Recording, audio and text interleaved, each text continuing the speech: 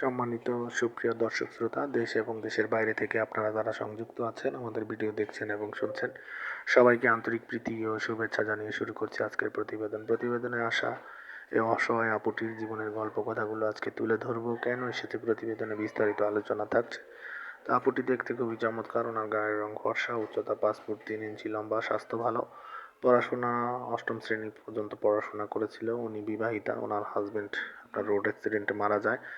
তো এখন বর্তমানে পরিবারের সাথে আছে। ওনার পরিবারে ওনার বাবা নেই, ওনার বড় ভাই আর মা আছে। তো বর্তমানে আপনার হচ্ছে পরিবারের সাথে থেকে উনি একটা প্রতিষ্ঠানে আপনার হচ্ছে অফিস সহকারী কাজে নিয়োজিত আছে।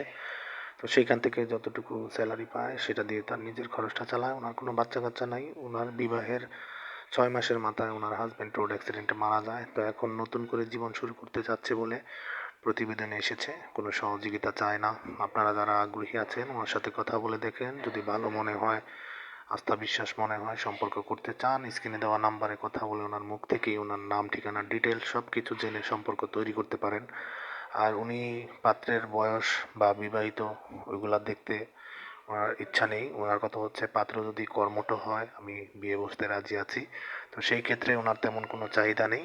আপনারা যারা আগ্রহী আছেন এমন অসহায় পাত্রীকে জীবন সঙ্গী করতে চান, দেরি না করে স্ক্রিনে দেওয়া নাম্বারে যোগাযোগ করে ওনার সাথে কথা বলে সব কিছু জেনে সম্পর্ক তৈরি করতে পারেন। আর ওনার পরিবারে ওনার বাবা নেই, ওনার মা আছে, ভাই আছে।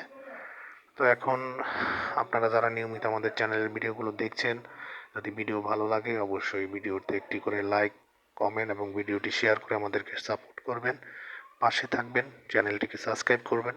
সেই প্রত্যাশায় আজকের মতো বিদায় নিচ্ছি। ভালো থাকুন, সুস্থ থাকুন, স্বপ্নভূমির পাশেই থাকুন। আসসালামু আলাইকুম।